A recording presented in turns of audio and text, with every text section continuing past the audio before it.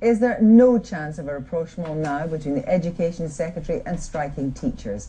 When members of the National Union of Teachers marched to Trafalgar Square today carrying a giant pair of inflatable scissors emblazoned with the words "Education cuts never heal," they perhaps also had the sharp words of Michael Gove on Newsnight last night ringing in their ears.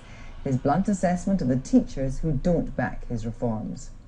What's striking, I found, is that while I can't put an absolute number on it, what I can tell you is that outstanding teachers and outstanding head teachers are, I find, overwhelmingly in favour of what we're doing. So there's it's a direct correlation. That don't get it. Yes. Well, joining me now is Sean Worth from the think tank Policy Exchange. He's also a former advisor to David Cameron, and Francis Gilbert, who is a teacher in a London comprehensive school as well as an author. Sean Worth, first of all, the bad ones don't get it. So it was only bad teachers out on strike today? Well, actually, it was one of the trade unions out on strike today. But if you look at what they were striking about, which was pay and performance-related pay... Let's talk about what Michael Gove was saying. Yeah. The bad teachers don't get it. Well, I don't know what bad or good teachers, but the strike today was about pay. 3/4 of teachers support pay reform, performance-related pay. So you've got some trade unions going out there and pretending that there's this massive controversy about education reform, when actually most people actually agree with but the teachers were out for a number of reasons, as you know. It was pay, it was pensions, it was curriculum change, it was free schools. Well, it was a general upset at the direction of travel. Well, what I would say about the politics of it, actually, which is the root of it, is if you look at Tony Blair, you know, going back to anyone that's reformed education, you know, you reform any of these big things that are run by trade unions, you have a stand-up fist fight with them, gloves off, and that's tough. Francis Gilbert, you know, what he also said was, of course, that the outstanding teachers and the outstanding head teachers back him. Well, I totally disagree with this. I think most teachers I encounter feel that Gove knows very little about education and that most of his policies are extremely misguided. The evidence is that things like going for academy schools, free schools, the sorts of pay, performance-related pay doesn't work. And this is from the Organisation for Economic Cooperation and Development that are saying that performance-related pay makes no significant difference to pupils' outcomes. And so what we need to do is focus on what really works, which is teachers cooperating, working together and supporting teachers, giving them fair pay and giving them a chance to really improve life chances for individuals. Well, performance-related pay doesn't undermine teams at all. It just means, actually, the OECD evidence, by the way, is completely to the contrary. It says some of the best education systems around the world attract the brightest talent and best teachers because of performance-related pay. Well, I think it's a little bit more nuanced than that. No, it's not about cash. It's about rewarding people and valuing people. I would agree with you there. It's not about cash, it's about fair pay, and it's about encouraging teachers to cooperate together. So I know in my school,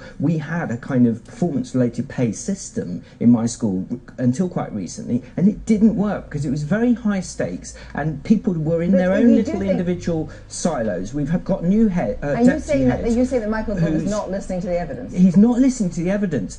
If you look at places like New Zealand... But he would also say, of course, he also says that actually the opposition is not necessarily what's happening in the classroom. He says is an ideological opposition. It isn't. It's about supporting what actually works. What works is when teachers cooperate, they come together and they actually are paid decently, and you have a evidence-based approach like they have in perhaps New Zealand, where they fund research that actually enables teachers to do better at their job. He has a duty, obviously, as Education Secretary, to do the best he can for the majority of pupils, and we know that there's very mixed outcomes in schools.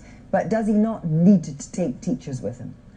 I am actually a mild critic of his approach on some sort of boring technical policy issues, but also on a communications one. Well, give me a couple of quick boring technical ones. Boring about free schools and where you target them, and let's target them in probably poorer communities, because that's where you'll get a lot more political capital built up. And what about communication? But communication probably is exactly the same point.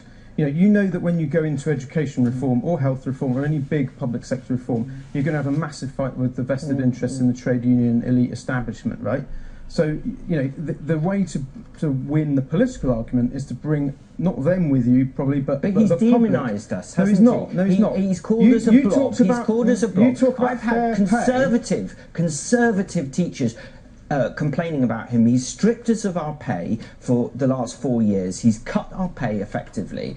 He's cut our pensions. And I've had Tory teachers say they actually loathe what he's doing. Talk about none of his policies have worked. None of them have worked.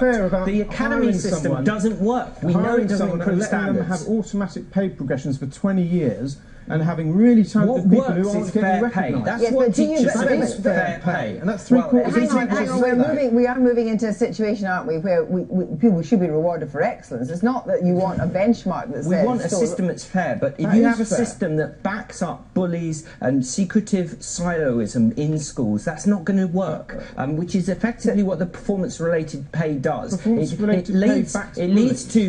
backs up, particularly it's disadvantageous to women. A final point from Shortworth. You said that he's got a problem with communication. It's not going to get any better, is it? No, I think it will, and I think that the trick the Tory party missed in particular was not putting this front and centre of the campaign at the start, because it's actually the most progressive social policy agenda we've got, because his agenda helps the poorest kids most, and that's what's worse about the hard left's approach on this. It's not hard left, it's been a disaster. Thank you very much. Sex, art and death have been the mainstay of British director Peter Greenaway's films, depicted in glorious painterly detail in movies such